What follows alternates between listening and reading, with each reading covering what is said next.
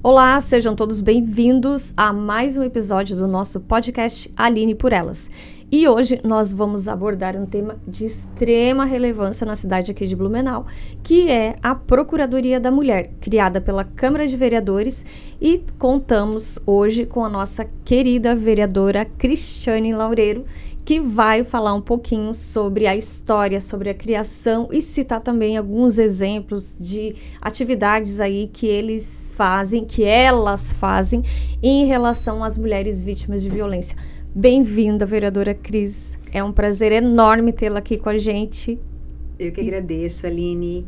É uma satisfação estarmos divulgando, né, o papel da Procuradoria, até porque quanto mais informação, quanto mais a gente fortalecer a rede de proteção à mulher, melhor. Quais foram as principais motivações ali para a criação da Procuradoria da Mulher aqui em Blumenau? Então, a Procuradoria da Mulher, ela foi instituída como um decreto em 2019. E lá na cláusula desse decreto falava que preferencialmente ela iria ser assumida por mulheres. Mas até então, né, nos mandatos anteriores não tinha vereadoras mulheres. Em 2020 entrou eu e a vereadora Silmara. Então a gente quis tirar do papel, porque ela só estava, né, na lei, mas não tinha sido instituída de fato.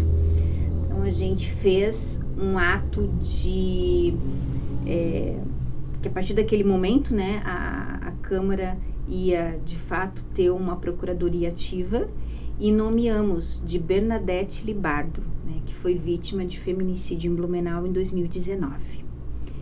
E desde então, até como o decreto sugere, nos primeiros 2 anos, uma das vereadoras é a procuradora, mudando 2 anos seguintes. E assim foi, assumiu primeiramente a Silmara e agora nos últimos 2 anos eu.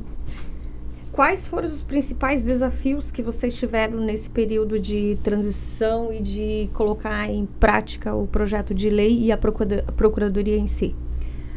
Primeiramente, dizer da importância, né, da Procuradoria. O que foi bom é que ela já estava instaurada, né? Porque todas as procuradorias, a estrutura da Procuradoria da Mulher é existente dentro das câmaras de vereadores, em todo o Brasil. Inclusive, a gente tem um grupo das procuradoras do Estado de Santa Catarina, porque a gente tem a Procuradoria do Estado, onde que a gente, inclusive, passa os relatórios de atendimentos e também acaba discutindo, né, entre nós, os casos até de outras cidades. E no Brasil, algumas cidades têm muita dificuldade de instituir uma procuradoria porque os próprios vereadores têm receio, né, primeiramente de falar sobre o tema, né, é um tabu, e de segundo, assim, eu não acho que vai ser relevante. E é extremamente porque importante. A pauta talvez seja feminina e eles Exatamente. têm esse preconceito de até um machismo talvez estrutural em relação ao tema. Isso, e até assim, né, não vamos trazer esse tema que é como se a nossa cidade não precisasse. Não tem tantos casos, não tem, né? Exatamente. Não dá palco, no caso, para não dar voto. Isso. Não dá voto. Exatamente. Então, a gente trouxe nessa abordagem e na Câmara aqui em Blumenau fomos muito bem recebidas e o nosso maior desafio era realmente divulgar que, de fato, né, a Procuradoria estava para ser um braço, né, dentro dessa rede de proteção à mulher. Então, a gente começou a participar de todos os grupos, inclusive aqui em Blumenau a gente tem um comitê de enfrentamento a violências. A gente encaminhou um ofício solicitando para que a Procuradoria da Mulher fosse um membro efetivo desse comitê, para que pudéssemos participar das reuniões e levar os nossos desafios e os nossos desejos, né? E a gente vê que os desafios maiores que a gente enfrenta é realmente no dia a dia, né? Que a gente vai encontrando nos casos que a gente acaba recebendo na própria Procuradoria da Mulher. Como é que funciona a estrutura da Procuradoria, vereadora? A gente tem uma sala... A estrutura física e a estrutura pessoal, no caso. A gente tem uma sala que foi construída exatamente com o propósito de manter primeiramente, o acolhimento, né, das mulheres e manter de uma forma sigilosa. Porque lá na Câmara, se a gente for ver na estrutura, na parte onde tem os gabinetes, as paredes é uma do lado da outra para escutar tudo, né? Sim. E nós estamos com a estrutura da Procuradoria Mulher na Casa Rosa, que é onde fica ali o Cine. E ali é um espaço onde a gente fica bem seguro, né, isolado, e ali as mulheres podem estar contando a vida, contando e sem julgamentos, principalmente, Sim. né? São uma das queixas que elas nos trazem, porque muitas vezes elas chegam na delegacia e São revitimizadas. Exatamente. São julgadas, né? E não é a forma mais de acolhimento que a gente busca, pelo contrário. A gente não está ali para julgar, né? A gente está ali para tentar entender e ajudar. Sim. Eu não vou ficar falando discursos como a gente já teve. O que você fez, né, para merecer ter apanhado? Olha só, como se alguém merecesse apanhar. Ou ainda... O que você deixou de fazer. O que deixou de fazer, né? E por que você não veio antes? Ou por que você não procurou ajuda antes? Porque só agora, né? Então, assim, tem todo um contexto que a gente não está ali para julgar. A gente só está para ajudar e encaminhar para a rede, né, de proteção. E a gente, por exemplo, hoje tem uma estrutura que a Câmara, a gente tem agora um WhatsApp que é 24 horas. Como se fosse o plantão? Um plantão. É o plantão da Procuradoria. E se você for ver dentro do histórico de atendimento que a gente tem, tudo vem à noite, fim de semana, que é bem onde a delegacia está fechada. Aí você vai me dizer, não, a delegacia tem um plantão, né? Como eu já escutei, claro, tem, na 2 de setembro, e não estou dizendo que... não é especializada para o atendimento das mulheres. Que ele não vai atender, mas ele não é específico. Exatamente. Exato. Talvez não tenha nem o preparo dos profissionais que estão atuando junto à Delegacia da Mulher. E até já escutei dos próprios policiais. E essa central é onde vai tudo. Vai homicídio, vai lesão corporal, vai crime de trânsito. É a vala comum. Isso mesmo, tem de tudo lá. Então, não tem uma estrutura física nem adequada para estar recebendo essa mulher. E muitas vezes ela vai lá, mas eles orientam a, na segunda-feira, procurar a Delegacia da Mulher. Ou seja, como já teve um caso, por exemplo, alguns, né? Mas vamos citar um exemplo de estupro. Além da pessoa passar por toda aquela abordagem, né?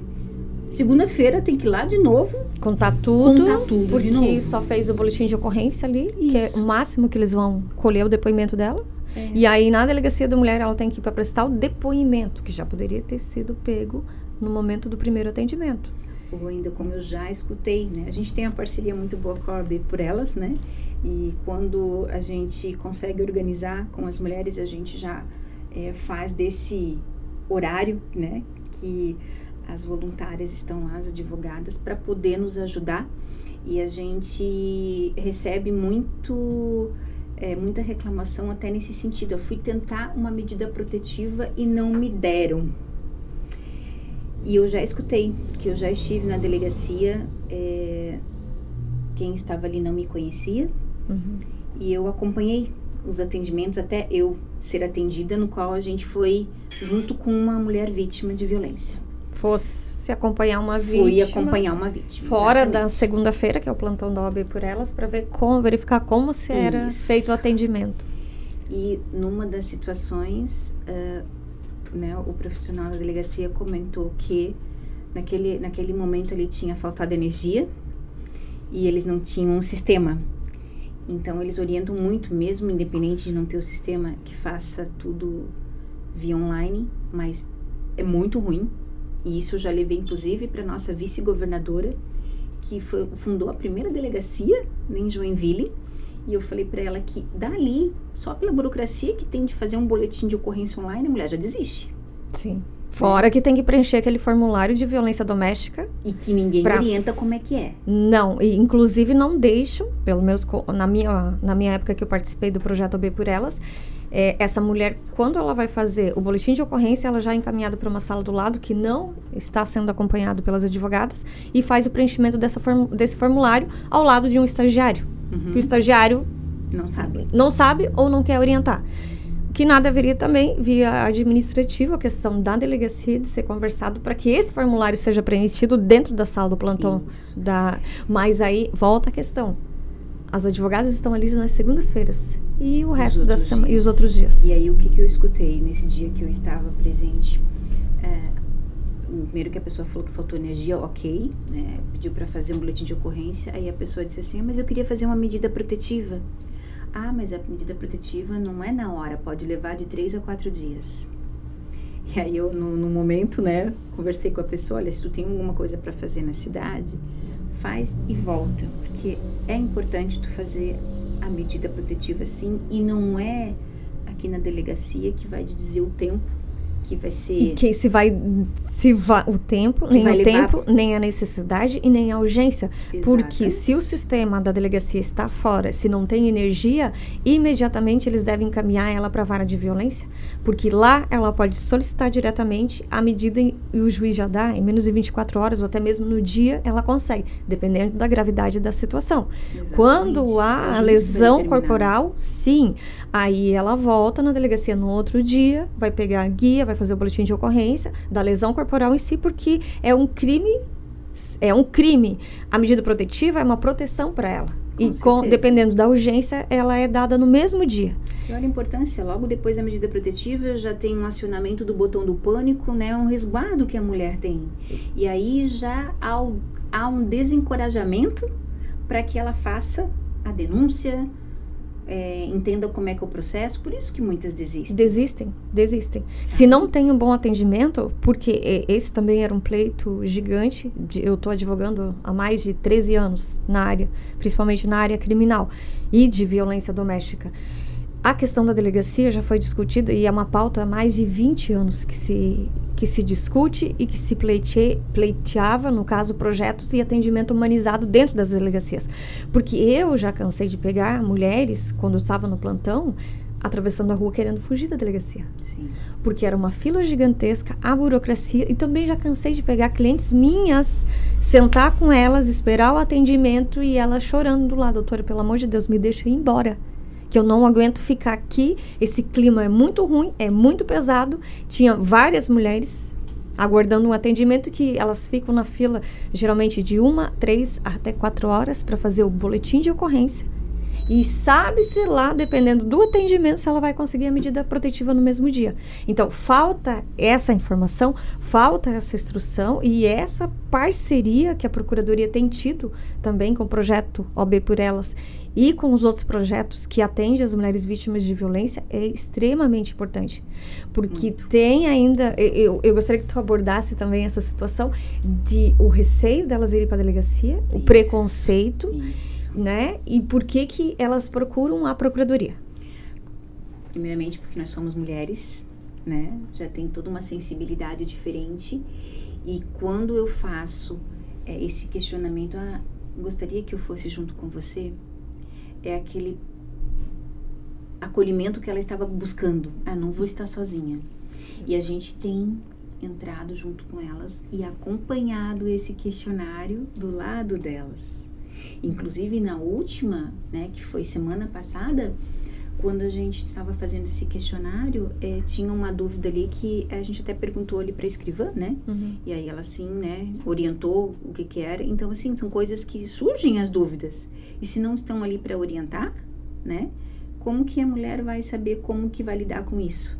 Se não preencher de forma correta aquele formulário, o juiz, quando vai analisar o pedido de medida protetiva, isso não é tão urgente, só que nós acompanhando, fazendo o atendimento, e se não estão ali para preencher corretamente aquele formulário, que tem muitas situações que fogem do formulário. Isso. E que você precisa escrever. Detalhes. Eu sempre orientei elas, porque muitas vezes elas saem do plantão, ou saem dali, e se elas não tiverem instruídas o suficiente, quando for preencher o formulário, tem situações que não vai estar no boletim de ocorrência e não vai estar no formulário. Isso. Como que o juiz vai saber? E geralmente é uma forma muito branda que está no boletim de ocorrência, sabe? São fatos. São fatos, não tem detalhes. Me agrediu, assim, qual tipo de violência praticada? Violência física? Muitas vezes nem o psicológico e moral é colocado. Isso. Ele me agrediu, eu preciso sair. Qual? Violência física? teve lesão corporal ou não teve. Então, no dia tal, fulana de tal, e compareceu à delegacia, relata que foi agredida, pede medida protetiva. O relato é, no máximo, 5, 6 linhas que eles fazem. Só que tem uma complexidade gigantesca que quando vem a questão do formulário, por exemplo, ela foi jogada para fora de casa, a casa não é dela, é dele, mas ela tá, por exemplo, com um filho autista. Isso. Ela tem direito à moradia. Isso. De ficar com essa criança, que ele é o pai. E muitas vezes, se não vem nesse boletim de ocorrência e não vem nesse formulário essa informação, e que o juiz da medida protetiva, ele pode dar que ela volte pro lar e retirar ele do lar, até ela ajuizar uma ação na vara da família vai demorar meses e ela vai ter esse direito violado. Isso. E a importância de a gente também estar acompanhando é para ver também como que vai ser esse encaminhamento, se a gente mantém um contato com a vítima. E geralmente já no outro dia ou no mesmo dia ela já tem o retorno da medida protetiva, que todas até agora que a gente encaminhou tiveram a medida protetiva. Inclusive teve um caso que a gente acompanhou a medida protetiva, que foi ali de 3 meses, que pode ser até, né? 90 dias, 6 meses, Isso, até um ano, até um dependente ano. da situação. E aquela era 3 meses, e coincidentemente eu estava vendo o período que ia acabar aquela medida protetiva para ver com ela, né, se havia necessidade de estar renovando. Ela comentou assim, até eu também liguei para a delegacia, eles disseram que, né, se ele não tinha feito nenhuma reincidência, mas vamos lá, o que é reincidência? Eu vou esperar ele agredir de novo para eu ter o direito, ou eu já posso estar analisando os fatos, como no caso era, ele estava se aproximando de uma outra forma. Ele sabia que a medida protetiva dela estava vencendo e já estava se aproximando de um modo que ele não tinha se aproximando mais. Não havia se aproximado. Então, era um alerta. Como teve um caso semana passada que, quando a gente foi fazer a medida protetiva, ela comentou comigo. Ele gostaria de conversar comigo. Eu falei pra ela, não vai. Não vai, que um dos, digamos assim, gatilhos pro feminicídio é essa conversa. Que pode ser a última. Que pode ser a última. Com a Bernadette Libardo foi assim. A gente teve tentativas de feminicídio que também foram assim, sabe? Então, não foi a primeira vez e nem vai ser a última. Sim. Porque geralmente naquele momento ali, que é a conversa, é quando realmente ele tá fragilizado, e aí tu vai conversar e tu vai reforçar que o relacionamento acabou, né? E para que tu passar por isso de novo? Ah, porque a mulher, ela tem um coração mole. Tem. Ah, porque ele tá sofrendo. Ah, eu vou conversar. Não tem esse momento. Vou dar uma segunda chance. Vou dar uma Talvez ele segunda vai chance. mudar. Talvez essa segunda chance seja a chance que ela vai parar no... E tu sabe que a gente já teve casos, e eu acredito que, né, foi acompanhado também na OAB por elas, no sentido de que a mulher teve um retorno com ele e a própria delegacia, tu vai voltar de novo? Porque se for voltar, a gente nem vai fazer. Que, na verdade, é incorreto fazer esse tipo de coisa. N situações de mulheres que voltam, aí vem a questão da violência patrimonial, financeira, moral, psicológica. Por isso a importância também, eu não sei se a Procuradoria faz esse encaminhamento psicológico para elas. Faz. E tenta inserir ela no mercado de trabalho para evitar esse tipo Isso. de situação. Porque ela vai voltar, mas daqui a pouco, 1 mês, 2 meses, ela vai procurar a delegacia de novo, vai Isso. procurar vocês de novo.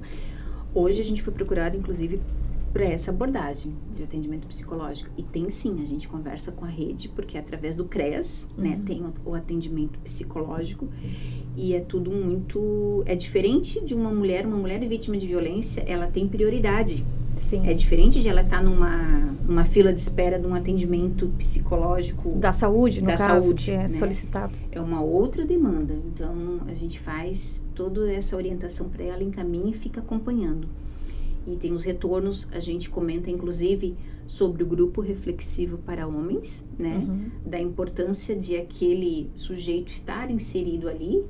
Por quê? Porque a gente não deve só pensar num caso isolado. Aquela pessoa vai continuar vitimizando, Se relacionando com outras mulheres, fazendo outras vítimas, né? Exatamente. Para que... Eu ainda tenho, mas enfim, outras opiniões em relação a isso, porque se a pessoa não tem vontade de fazer um tratamento e progredir, no caso, evoluir enquanto ser humano e tudo mais, não adianta forçar. Sim. Porque eu já tive clientes também que quando o juiz manda fazer esse curso e esse acompanhamento, doutora, não adiantou nada, só ouvi um monte de balela, que não ajudou nada a minha vida. É aquele tipo de pessoa que não tem vontade e ele vai se relacionar de novo e ele vai cometer violência doméstica de novo. Então, aí entra aquela questão do alerta para também a mulher que ela, antes de se relacionar, procura no Dr. Google. Isso. Se tem um histórico ali do Jus do Brasil de processo o que oriento também, os precedentes, antecedentes criminais. Vai aparecer. E assim, a medida protetiva ou qualquer situação criminal, alguns aparecem. Mas se jogou o nome do fulano, apareceu o processo crime, que, né? Foge. Eu tive um caso onde uma mulher quis, uma informação. A pessoa tinha 38 boletins de ocorrência, já tinha sido preso por falsidade ideológica. E eu comentei com ela, foge. É um 171 estelionatário, não só estelionatário criminoso, mas provavelmente relacionamentos são os primeiros. E outra coisa também, tu tocou um assunto importante, a questão dos relacionamentos virtuais, né? Como tem crescido, é extremamente perigoso, porque primeiro que tu vai conhecer, tu já vem num grau de carência, onde tu vai encontrar uma pessoa que pra ti vai ser o príncipe perfeito. É o perfil idealizado. Idealizado. E ele vai falar o que tu quer ouvir, vai ser realmente aquilo que tu... Não, na rede social, vereadora? Na rede social, ele é o príncipe idealizado. Agora, quando vem pra prática, pra conhecer a realidade daquilo, aí vem a violência doméstica. Nós tivemos um caso aqui a semana passada, não foi? Que ela veio de onde? Foi de outro estado. Foi estuprada e estava trancada em cárcere privado na residência dele. E era o príncipe encantado que ela encontrou na rede social. No dia 25 de dezembro, a Procuradoria da Mulher foi procurada no WhatsApp, um pedido de socorro. 25 de dezembro, marcou porque era bem no Natal. E ela procurou ajuda, foi na Delegacia da Mulher, estava fechada. E ela também não tinha essa informação que a delegacia estava fechada. E aí ela chegou em casa desesperada. Qual era a situação? Ela tinha conhecido uma pessoa virtualmente e, digamos assim, acabou abrindo a vida e ele começou a chantagear ela pelas coisas que ela revelou para ele. Depois de alguns meses de relacionamento, pouco ali, 2, 3, como a Bernadette, também foi pouco. Ele já se mostrou uma pessoa possessiva, narcisista. E aí começou a intimidá-la e ela já viu e quis acabar. Quando ela falou que iria terminar, que começou todo o processo de violência psicológica. Ao ponto de ameaçar incendiar a casa dela. E aí o que a gente fez? A gente aciona toda a rede de proteção. Já entrei em contato com o comandante da polícia, já passei o endereço, tudo, sabe? Então, assim... Isso é o papel da Procuradoria, né? A gente ter alternativas e a gente já chega na fonte, né? Podendo acionar ali toda a rede de proteção para estar nos ajudando nesse caso. E aí o próprio policial da Rede Catarina comentou comigo, num relato, a vereadora comentou que ela estava desesperada, foi na Delegacia da Mulher, estava fechado, ela chegou na internet e foi procurar ajuda, e ela disse que aí veio a Procuradoria da Mulher, e olha só, foi digamos assim, estava conspirando a favor dela, que aí viu o número e ela ligou, entrou em contato pedindo ajuda. E essa pessoa continuou chantageando até que a pessoa foi presa, está fazendo uso de tornozeleira eletrônica, né? Que é outra coisa que a gente também não tem total eficácia, porque a gente deveria, a polícia ter um controle de uma metragem ali que aquela pessoa... Tem a metragem. Mas não é acionado. Muitas vezes, né? O controle é falho. O controle é falho porque eu atuo na área criminal também e eu sei de clientes meus que usaram, é falho. Mas eu acho interessante o uso da tornozeleira também com a medida protetiva. A medida protetiva também não dá segurança de que ela vai sobreviver. Por isso é importante, e a gente sempre orienta que ela crie a rede de apoio. A partir do momento que ela vem, que ela é atendida, eu acho que tanto vocês fazem como o Projeto OB por elas, orientar no sentido de ela criar a rede de proteção dela. E assim, eu oriento também que não precisa, de fato, ele estar dentro da tua casa para tu acionar. Não. Passou na rua, na esquina, alguém avisou. Já aciona. Entrou em contato pelo celular, aciona. Por terceiros? Por terceiros, mandando recado. Isso. Por familiares, amigos. Familiares, filhos, né? Exatamente. A gente orienta. orienta isso. E é importante também ressaltar que a medida protetiva ela se estende aos filhos, principalmente quando há violência física. Isso. E se há indícios de que há violência psicológica e alienação nesse sentido, o juiz estende a medida protetiva também para os filhos. Mas a gente fez isso. A gente teve um caso onde que o pai estava usando a filha e aí a gente também pediu para ela solicitar a medida estendida para a criança. Estendida para a criança que não era uma adolescente, né? Mas que o pai estava mandando recado e alienando. Estava manipulando. Essa é a verdade. Como que é a estrutura de vocês ali em relação à estrutura do governo municipal? Vocês trabalham diretamente com todas as políticas públicas que estão no município hoje? Além da Câmara, a gente, além das campanhas que a Câmara também, os projetos de lei, a gente faz toda essa ponte com toda a rede de proteção, como eu te falei, o comitê, que hoje o comitê é do Executivo. E a gente leva todas as demandas do Executivo, todas essas falhas citadas aqui, eu já apresentei ao comitê e a gente busca tentar solucionar. A gente, junto com o Executivo também, estimula campanhas para que a gente possa estar tratando do assunto. Inclusive, eu já fiz uma solicitação que ela ainda não entrou. A Secretaria de Educação fala que nós vamos fazer, mas não. Deveria ter noções da Lei Maria da Penha nas escolas. Nas escolas. Na OAB tem o projeto que a OAB vai à escola. Mas nós tentamos ali com o projeto na época fazer em conjunto, não deu certo. É bem isso. Porque a OAB vai à escola, ela vai falar de outros temas, que não especificamente a violência doméstica. Então, o projeto hoje, ele resolveu fazer de forma autônoma, tanto nas escolas quanto nas empresas, enfim, levar a bandeira, discutir sobre isso. E eu lembro que vocês trabalham também com a formação, que eu estive palestrando ali para a Câmara de Vereadores Mirim. Isso mesmo. E nesse dia foi discutido sobre adolescentes. Eles ficaram fazendo várias perguntas, dezenas de perguntas em relação abuso sexual, violência sexual e abuso sexual. Até eu recebi críticas e tudo mais pelo assunto, mas o que teve de denúncias posteriormente em relação ao abuso sexual acontecendo dentro da escola por parte de professores, pelo menos tinha 17 adolescentes envolvidos num caso, de uma escola só, que foram abusados por um professor de educação física. Sim. Por isso a importância também da formação, então, que é a prevenção. Exatamente. E a gente, assim, existe todo esse tabu. Não vamos falar para não estar incitando, né? Ou trazendo os aspectos negativos da rede. Mas, peraí, a gente é uma rede de proteção, né? A gente está lidando com a situação do aluno que pode estar sofrendo a violência na escola, em casa. A gente vai fechar os olhos? Porque na escola, se a psicopedagoga, a coordenadora identificar, ela faz... É falho também esse sistema. Totalmente falho. E demora tanto, vereadora, para vir essas denúncias. Eu tive um caso agora, que eu peguei essa semana, a menina denunciou na escola que ela foi abusada desde os 6 anos. Olha. Ela está com 11, 12 anos agora.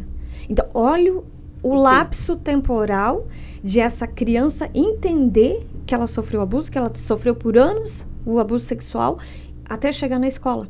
Medo de contar para os pais, não ter confiança suficiente. E aí, quando a escola começa a ensinar educação sexual na escola, o que é certo, o que é errado, tem alguma coisa errada. Eu sofri isso, entendesse? Aí ela começa a identificar, peraí, o que a professora está falando, eu já passei. Aí vai e aonde vem a denúncia. E a educação, às vezes, tem um receio, porque vai abordar de uma forma, né, que vai ser agressiva. Não, né? Vai fazer uma forma... uma metodologia para a idade pedagógica, a linguagem é pedagógica de informação. Tu não vai estar ali discutindo gênero, não é isso? Nada, e nem sexo. Não se fala de sexo. Não. Se fala de valores, de proteção, respeito, distinção do que é abuso e do que é violência. Não foge disso. Foi exatamente esse tema que eu abordei na Câmara Mirim e que alguns vereadores se voltaram contra o projeto da Procuradoria, do nosso e da Fala, porque vieram as dúvidas, e as dúvidas são, mas se fizer isso já aconteceu comigo, tá? É abuso ou violência? Se não, aí você vai distinguir, e foi aí que conseguiram adolescentes de 14 a 16 anos conseguiram identificar abuso na escola, porque até então ninguém havia abordado o tema. Isso é muito triste. E a gente teve dados, por exemplo, pós-pandemia. Na pandemia, muitas crianças foram abusadas, porque ficavam em casa, né? E aí tu chegava, tu não consegue ver a mudança de comportamento daquela criança. A criança vai se isolando, vai se fechando, sabe? Então, há uma negligência, ou ainda, contou pra professora, contou pra mãe, a mãe não acreditou. Como acontece na delegacia, tu tá inventando. A mulher é louca. Tem certeza? Tem certeza? Tem certeza que foi isso mesmo? E ou aí, você tá inventando? Exatamente. A criança fica em descrédito, a mulher fica em descrédito, né? Então é isso, falta realmente, se tem dúvida, investiga. Para isso que também existe o conselho tutelar, para estar averiguando. Nós tivemos um caso essa semana. É forte as coisas que a gente pega, imagino que vocês também, estupro de uma criança de 4 anos, sabe? Onde a avó desconfiava e foi conversar com a neta e acontece mesmo. A gente acionou toda a rede. Eu tive um caso assim na delegacia, que a avó trouxe a criança, estava do meu lado. Conta pra tia o que o teu avô fez contigo. Aí eu pensei, violência física, alguma coisa? Sim, Quando começou a relatar, assim, não, para. Não é pra mim que você tem que relatar. É pra psicóloga. E se o pai estava junto, tira tua filha daqui. Eu vou conversar com a avó e vão fazer todo o encaminhamento pra rede, porque ela não tem que ficar relatando agora pra revitimizar mais ela ainda, porque pra eles pra criança, nessa tenra idade, até não é.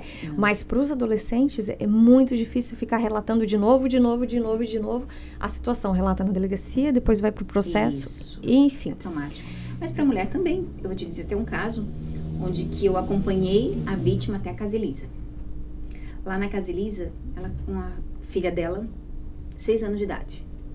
Cheguei na Casa Elisa, aí a profissional atendeu e falou assim, me conta o que aconteceu. E a criança ali, quando eu vi aquela abordagem, eu só falei assim, com licença, tem algum espaço kids? Eu vou levar, vamos lá comigo, amada. Tem que ter essa sensibilidade. Não pode fazer esse tipo de abordagem. Tu vai ficar falando de novo da história na frente da criança, sabe? E aí depois eu levei isso para a rede social, levei para a rede. É isso que eu digo, sabe? A nossa estrutura é ter essa conversa. E a gente vai fazendo essas transformações, essas mudanças, porque isso não pode ser natural. Esses desafios vão acontecendo, mas se a gente não percebe ou não fala, esse ciclo vai continuar. Vai continuar de abuso e reabuso. Vereadora Cris, quais são os projetos para o futuro em relação à Procuradoria da Mulher? Então, a gente fortalecer ainda mais a Procuradoria, trazer mais projetos de lei, inclusive com relação ali à vaga de emprego, a gente conseguiu fazer o projeto de lei Empresa Amiga da Mulher. Então, agora a gente vai acionar algumas empresas que já se colocaram parceiras, que vai entrar em contrato com o município vai verificar, né, se eles estão implantando políticas públicas para as mulheres, políticas para as mulheres, seja campanhas de conscientização, se eles estão fazendo um incentivo da contratação para essas mulheres vítimas de violência, para as mulheres em vulnerabilidade. Tem muitas empresas que já querem fazer isso. E tem muitas empresas que já se colocaram à disposição para fazer capacitação. Que é outra dificuldade, não é só tu. Eu vi por exemplo,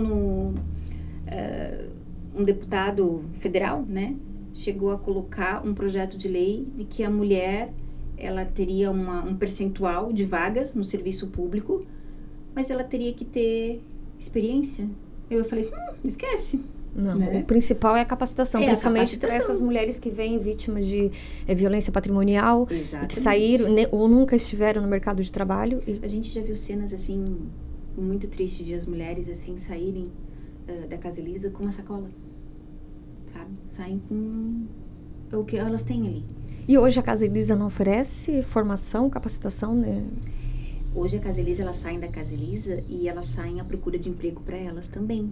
Só que agora com o selo Empresa Amiga da Mulher, a prefeitura já vai ter uma listagem das empresas, né, que vão ser cadastradas, que são parceiras da mulher e que vai poder bater na porta lá e contar com apoio. Show! Sabe? Então isso assim, esse é muito o nosso importante. papel, e a gente vai estar fortalecendo isso, a gente vai estar visitando as empresas, a gente vai estar fazendo a palestra nas empresas. Então assim, é um trabalho que eu digo de formiguinha, mas que a gente tem a intenção de fortalecer e continuar, porque assim, tá dando resultado.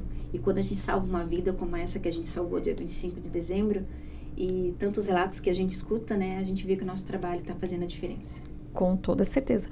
Gostaria de deixar uma mensagem final para o nosso público, para quem está seguindo, para as mulheres. Quem quiser acompanhar também o trabalho da Procuradoria da Mulher, nós temos no Instagram, @Procuradoria da Mulher Blumenau, que a gente tem, além da abordagem do trabalho que é feito da Procuradoria, a gente informa sobre projetos de lei a nível municipal, estadual e federal, né? E da importância de a mulher também estar informada e atualizada dos seus direitos. Ótimo. Obrigada pela participação, vereadora Cris. E hoje nós encerramos por aqui esse tema de extrema importância, que é trazer as pessoas que estão engajadas com a causa da mulher, vítimas de violência doméstica, e esse trabalho importantíssimo que é o trabalho da rede municipal que nós temos aqui em Blumenau e em outras cidades também. Obrigada, siga a gente aqui no canal e também procure a gente nas redes sociais. E até a próxima!